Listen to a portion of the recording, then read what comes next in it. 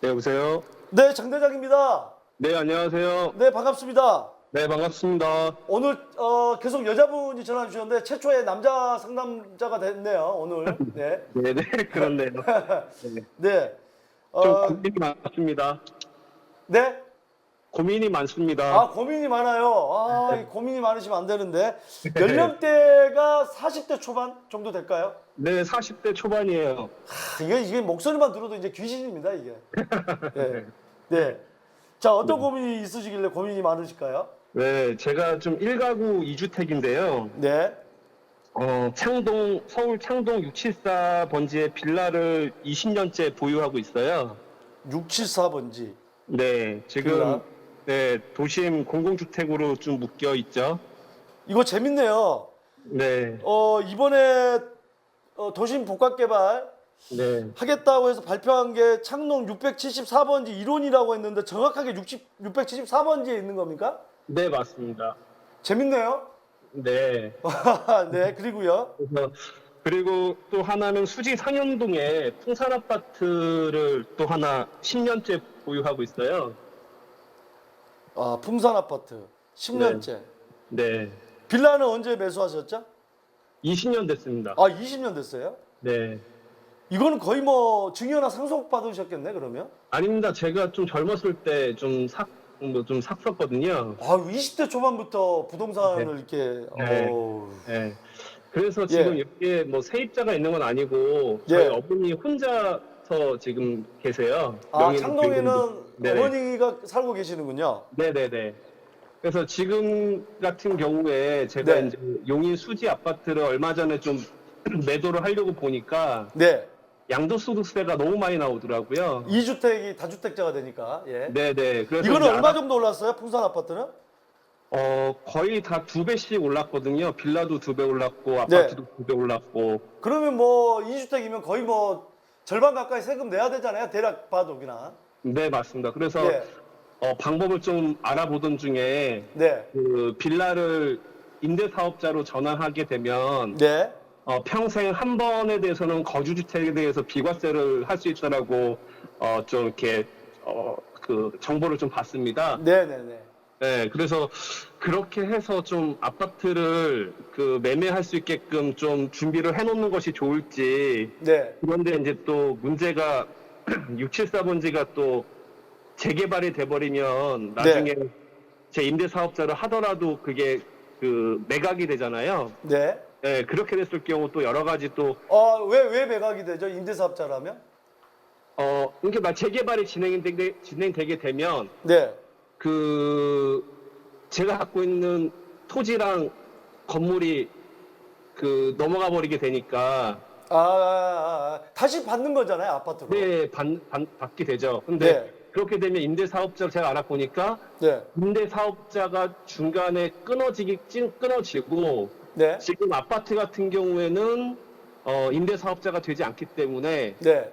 자동 말소가 된다라고 국세청에서 안내를 해주시더라고요. 네. 네, 그래서 자동 소멸된다 임대사업자는. 네. 네, 그래서 그런 부분이 만약에 빌라를 임대사업자를 했을 경우에 네. 재개발이 들어가기 전까지는 아파트를 매매했을 경우에 뭐 혜택은 볼 수 있지만 네. 나중에 빌라가 재개발이 된 이후에는 아파트를 매매했을 경우에는 양도소득세가 나온다라고 얘기를 하시더라고요. 그래서 이런 부분에 대해서 너무 약간 좀 복잡하고 혼동되는 것 같아서 좀 정리가 좀 필요할 것 같아서 자, 보겠습니다. 그럼 네. 20년 전이면 네네. 자, 2018년 9.13 대책 이전에 취득을 하신 거죠. 당연히 20년 전이니까. 네네네. 그렇죠. 그러면은 네. 지금이라도 주택임대사업자를 한다고 한다면 1번을 네. 그러면 양도세 중과가 안 되는 거고요. 네. 즉 일반 과세가 된다는 거죠. 네네네. 일반 과세가 된다는 거는 장기보유 특별공제도 이거는 15년에 30%는 됩니다. 네. 자, 그다음에 종부세도 합산이 안 되는 거죠. 네네. 자, 여기까지는 이제 알 수도 있는 내용이지만 그러면 자, 주택임대사업자에서 거주주택을 팔았다. 수지풍산은 비과세 요건이 됩니다. 네네. 자, 이 주택은 네. 중간에 아파트로 됐다. 네. 그러면은요. 네. 그동안에 이게 이제 지금 주택임대사업자면 이제는 무조건 10년짜리죠. 네. 10년 의무 기간을 채우지 않아도 네. 받을 혜택에 대해서 뱉어내지는 않습니다. 아, 네네네. 뱉어내지 않기 때문에 이 네. 수지풍산 아파트 비과세 받은 거에 대해서 과세를 하지 않아요. 네네네. 그 다음에 이게 나중에 아파트가 됐을 때 아파트 들어가서 사면은 그때부터 또 거주주택으로 가는 거예요.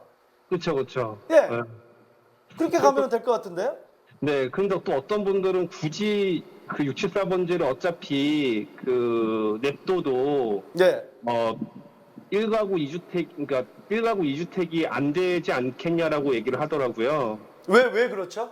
그러니까 자동으로 그 멸소가 되니까 그건 그렇지. 그런 개념은 아닐 것 같은데요. 아니죠. 그래서 저도 예. 분양권도 어쨌든 그것도 한 세대로 보지 않겠냐. 이런 경우는 어떻게 네. 보면 지금 처음 있는 경우잖아요. 이제 처음 네네. 법을 만든 이런 경우가 생긴다고 한다면 네네. 지금 이게 예정대로 진행이 될지 안 될지 모르겠지만 그거는 뭐 미래에 대해서 100% 확신할 수 없지만 네네. 진행이 된다고 이게 이제 주택개발 사업이 공공주택개발 사업이 예정대로 진행된다고 한다면 네네. 공공으로 넘어가더라도 네. 이거는 그러면 공공으로 넘어갈 때 2주택자들이 다 2주택이나 3주택자들이 2주택자들이 팔았을 때 다 비과세 받고 3주택자는 2주택자로 플러스 20%만 받고 그런 법을 만들 것 같지는 않아요. 그죠? 상식적으로 생각을 해도. 네, 저도 그럴 것 네. 같아요. 그런 법을 뭐 일부러 법을 개정해서 그렇게 만들 것 같지는 않아요. 그러면 근데 해석은 당연히 있는 것처럼 해석할 것이고 많은 분들이 어떤 서면지를 했을 때 당연히 답변은 주택으로 인정한다지 주택으로 인정 안 하면은 엄청난 특혜를 주는 건데 이거는 말이 안 되는 거죠. 지금 여러 가지 정부 입장에서는. 예. 그럼 지금이라도 임대사업자를 하는 게 훨씬 낫겠네요. 지금 이제 시장님께서 말씀하시는 게 시세 차익이 둘 다 크다고 하고 네. 창동은 또 어쨌든 간에 그 가지고 갈 생각이 있으시니까 하는 게 좋겠죠. 그러면 지금 그 풍산 아파트 같은 경우에는 제가 지금 10년 보유하고 있는데 최소 2년을 거주해야지만 비과세가 되더라고요. 네. 그럼 제가 지금 전세를 두고 다른 네. 곳에 있다가 나중에 매매를 해도 네. 비과세 되는 부분은 문제가 없는 거죠. 다시 한번 얘기해 보세요. 지금 예. 풍산 아파트를 매매해도 괜찮은 이유가 10년 살았어요? 10년 아니 뭐 살았다면서요? 2년 이상 살았어요? 네네네네. 예. 그러면 상관없죠. 네, 상관없죠. 전세를 네. 놔뒀다 매매를 네. 해도. 네. 네. 이거 뭐 알- 그 9억이 안 넘어갈 거 아니에요, 그죠? 네, 안 넣습니다. 두 예. 개 다 해도. 그러니까 9억이 장기보유 안 특별공제 넣습니다. 9억 초과되는 부분에서 10년 거주해야 돼 그런 요건은 아니잖아요. 9억, 네, 9억 밑에 전혀 비과세만 갖추면 되니까. 네네, 전혀 해당되지 않습니다. 네, 네, 네. 자, 그렇게 해결하면 될 것 같습니다. 네, 감사합니다. 구독하고 계시나요? 당연히 구독하고 있습니다. 네, 네. 자, 홍보 많이 해주시고요. 예. 네, 감사합니다. 네, 감사합니다. 네. 네. 자, 방금 이 상담 주신 분은 굉장히 난이도가 있는 겁니다. 예. 하나는 아파트고 하나는 빌라지만 이 빌라가 이번에 정부에서 지정한 공공주도 복합개발 사업의 선정지에 지정이 됐고 또 이게 주택임대사업자를 했을 때 나중에 주택임대사업자가 아파트로 됐을 때 아파트는 이제 주택임대사업자가 더 이상 안 되기 때문에 그랬을 때 불이익이 없냐 또 어떻게 하면 절세할 수 있냐 이런 전략인데 자, 거기에 대한 제가 해법을 드렸습니다.